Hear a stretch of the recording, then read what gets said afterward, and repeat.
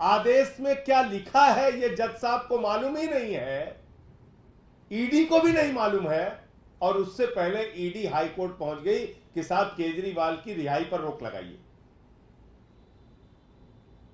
ये क्या हो रहा है इस देश में?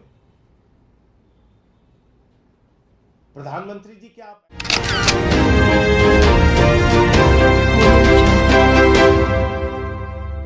एक ऐतिहासिक फैसला माननीय न्यायालय का आया और आज उसके आदेश को लगभग 12 बजे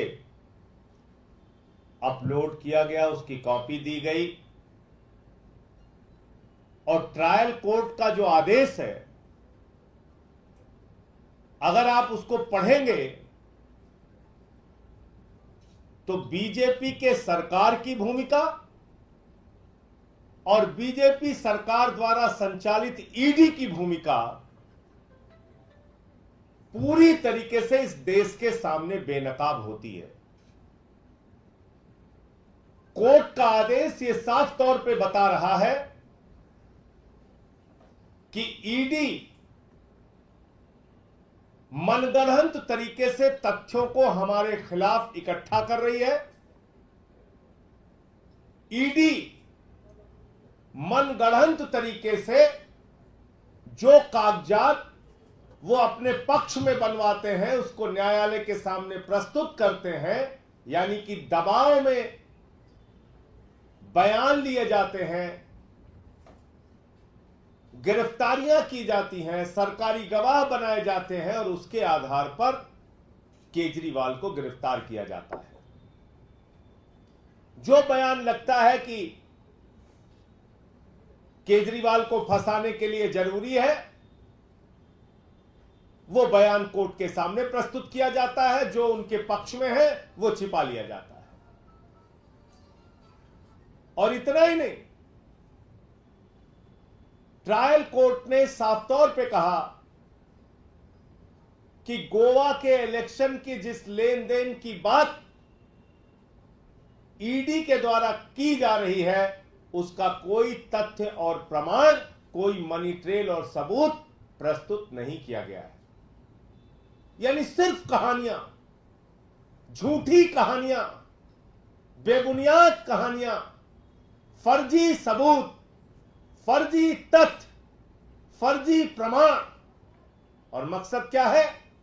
अरविंद केजरीवाल की राजनीति को खत्म करना, आम आदमी पार्टी की राजनीति को खत्म करना। बहुत साफ तौर पे मकसद है। और अपने आदेश में ट्रायल कोर्ट ने माननीय सर्वोच्च न्यायालय के इंटरिम बेल के आदेश को भी उल्लेखित किया है। और वो क्या है?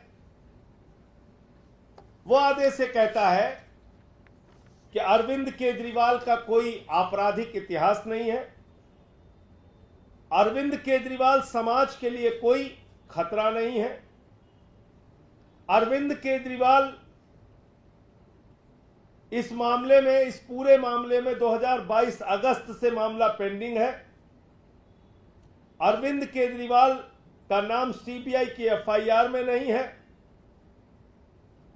अरविंद केजरीवाल 21 मार्च 2024 को अरेस्ट किए गए और उनकी गिरफ्तारी वैध है या अवैध है, यह मामला अभी भी माननीय सर्वोच्च न्यायालय के समक्ष विचाराधीन है। उस पर फैसला आना बाकी है। अब एक एक पैरा अगर आप इसका पढ़ेंगे तो आप समझ जाएंगे कि किस तरीके से भारतीय जनता पार्टी ने, आदेश की कॉपी आपको मिल भी गई होगी और आपको अभी मैं पढ़ के भी बता देता हूं कुछ इंपॉर्टेंट जो पैरा है उसके, किस तरीके से बीजेपी की सरकार ने, पूरी की पूरी भारतीय जनता पार्टी ने एक गहरी साजिश रचकर दिल्ली के मुख्यमंत्री अरविंद केजरीवाल को जेल में डाला, मनीष सिसोदिया को, सत्येंद्र जैन को, मुझे पकड़ के जेल में डाला। और कोई मकसद नहीं है, सिर्फ मकसद है एक, केजरीवाल की राजनीति खत्म करो, आम आदमी पार्टी को खत्म करो। जब कल आदेश आ गया तो पूरी की पूरी ईडी सदमे में चली गई। सदमे से बेचारे निकल ही नहीं पा रहे थे। उनको उनके ऊपर के आकाओं ने डांटा, बिगड़ा, अरे क्या किया तूने, तुझे तो जो काम कहा गया था ठीक से किया ही नहीं, चल लाइन में लग जा। बोले हुजूर कहां लगना, बोले सुबह सुबह हाई कोर्ट पहुंच जा। पहुंच गई हाई कोर्ट ईडी। मैं मोदी सरकार से पूछना चाहता हूं, बीजेपी वालों से पूछना चाहता हूं, दिमाग से बिल्कुल पैदल हो गए हो क्या? बुद्धि काम करना बंद हो गई तुम लोगों की? तुम्हारी मत भ्रष्ट हो गई? अरे ट्रायल कोर्ट का ऑर्डर अपलोड नहीं हुआ, ट्रायल कोर्ट के आदेश की कॉपी नहीं मिली, उससे पहले हाई कोर्ट पहुंच गए। कभी आज तक भारत के न्यायपालिका के इतिहास में आपने ऐसा सुना हो तो बताइए। मैं चुनौती देके कहना चाहता हूं, किसी न्यायालय के आदेश की कॉपी तक नहीं मिली। आदेश में क्या लिखा है यह जज साहब को मालूम ही नहीं है, ईडी को भी नहीं मालूम है, और उससे पहले ईडी हाई कोर्ट पहुंच गई कि साहब केजरीवाल की रिहाई पर रोक लगाइए। ये क्या हो रहा है इस देश में? प्रधानमंत्री जी, क्या आप ऐसे देश की न्याय व्यवस्था चलाएंगे? अपनी जांच एजेंसियों को इस तरह से कानून का माखौल उड़ाने के लिए हमेशा आगे करते रहेंगे? इन जांच एजेंसियों के पीछे खड़े होकर आप कितने घिनौने खेल रचना चाहते हैं प्रधानमंत्री जी? कल तक बीजेपी वाले कहते थे देखो बेल नहीं हुई, देखो बेल नहीं हुई, देखो बेल नहीं हुई। अब बेल हो गई तो बगैर आदेश के उसको रुकवाने पहुंच गए, बगैर आदेश के रुकवाने पहुंच गए।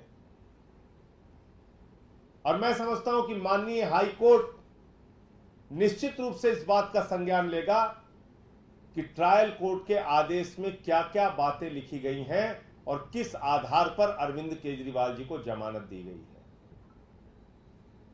उनके जमानत का एक मजबूत पुख्ता आधार है, और यहां तक कि माननीय सर्वोच्च न्यायालय के मुख्य न्यायाधीश को भी ट्रायल कोर्ट की जज ने अपने ऑर्डर में उनके कथन को लिखा है। और वो कथन क्या है सीजीआई महोदय का? देश के मुख्य न्यायाधीश ने ट्रायल कोर्ट्स और डिस्ट्रिक्ट कोर्ट्स के जजों का एक सम्मेलन जो हुआ था उसमें कहा था मुख्य न्यायाधीश महोदय ने कि ट्रायल कोर्ट में बेल के मामले में लोगों को निर्णय नहीं मिल पाता, जिसके कारण हाई कोर्ट और सुप्रीम कोर्ट के पास बहुत सारे बेल के केसेस पेंडिंग हैं। तो ये चिंता जाहिर की थी देश के मुख्य न्यायाधीश ने भी कि ट्रायल कोर्ट्स के पास जो अधिकार है बेल देने का, वो शायद सही तरीके से अगर सदुपयोग हो उसका, तो इतने मामले पेंडिंग नहीं रहेंगे बेल के हाई कोर्ट और सुप्रीम कोर्ट के सामने। उसका भी उल्लेख अपने ऑर्डर में किया है। अब जो सबसे इंपॉर्टेंट पैरा है 28 इस ऑर्डर का,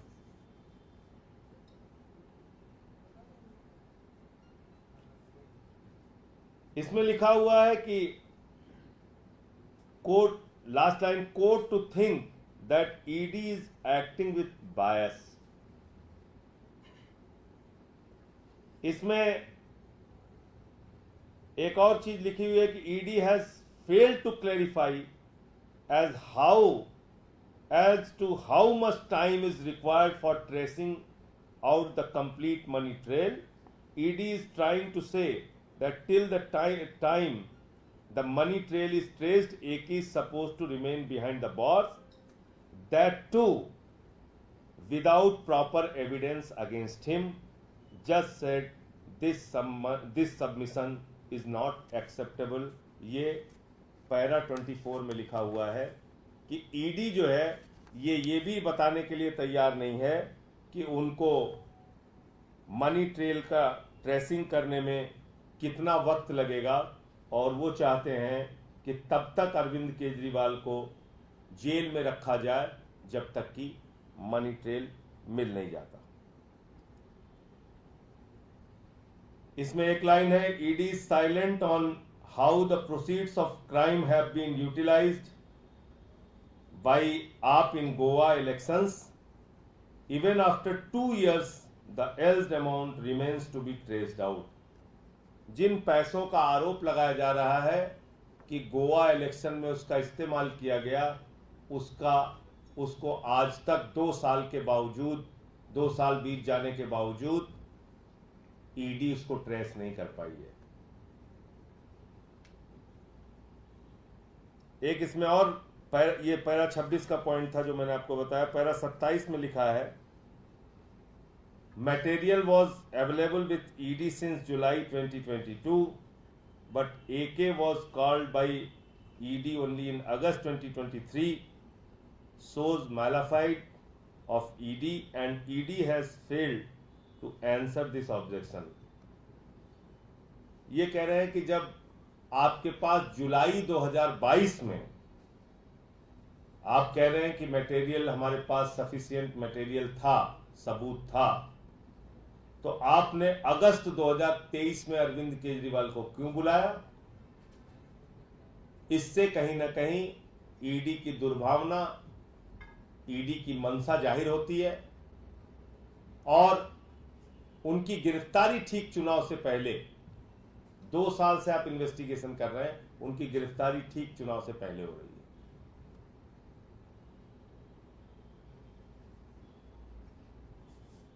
अरविंद केजरीवाल का नाम सीबीआई की एफआईआर में नहीं था। ये सारे पॉइंट्स दिए गए हैं। तो कुल मिलाकर ये इसके कुछ मुख्य बिंदु हैं और बाकी मैं आपको ऑर्डर की कॉपी भी आपके पास होगी, नहीं तो मैं दे सकता हूं। मैं सिर्फ इतनी बात कहना चाहता हूं कि आप सब लोग जानते हैं कि पीएमएलए के मामले में जमानत मिलना कितना कठिन होता है, और जब नियमित जमानत मिलती है तो उसकी बुनियादी शर्त यह है कि जज इस बात से, न्यायाधीश इस बात से संतुष्ट होना चाहिए कि जो व्यक्ति है, जो आरोपी है, वो निर्दोष है। यह लिखा हुआ है पीएमएलए के कानून में। तो जब सारे गवाह, सारे सबूत, जो कुछ भी ईडी ने परोसा, सारे बयान जो कुछ भी ईडी ने परोसा, सारी दलीलें जो कुछ भी ईडी ने दी, उसको सुनने के बाद एक नियमित जमानत का जब आदेश आ गया, तब तो कम से कम भाजपाइयों को शर्म करनी चाहिए कि आप ईडी को बिना ऑर्डर के दौड़ा दिए आप हाई कोर्ट। अब इस आदेश के बाद पूरी की पूरी भारतीय जनता पार्टी को खामोश होकर अरविंद केजरीवाल और आम आदमी पार्टी से माफी मांगनी चाहिए। और चोरी और बेईमानी और भ्रष्टाचार भाजपाइयों ने किया है। 60 करोड़ रुपए की रिश्वत की मनी ट्रेल शरद रेड्डी के मामले में बिल्कुल साफ जाहिर हो चुकी है।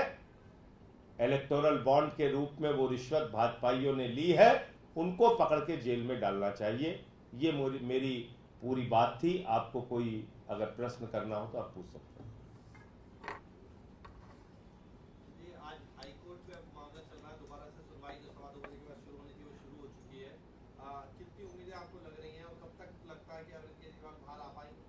देखिए, मुझे लगता है कि जिस तरह का आदेश है ट्रायल कोर्ट का, इस आदेश को देखने के बाद ईडी के पक्ष में कहीं से भी कोई फैसला आएगा ऐसा मुझे नहीं लगता। और माननीय उच्च न्यायालय भी इन बातों को जरूर देखेगा।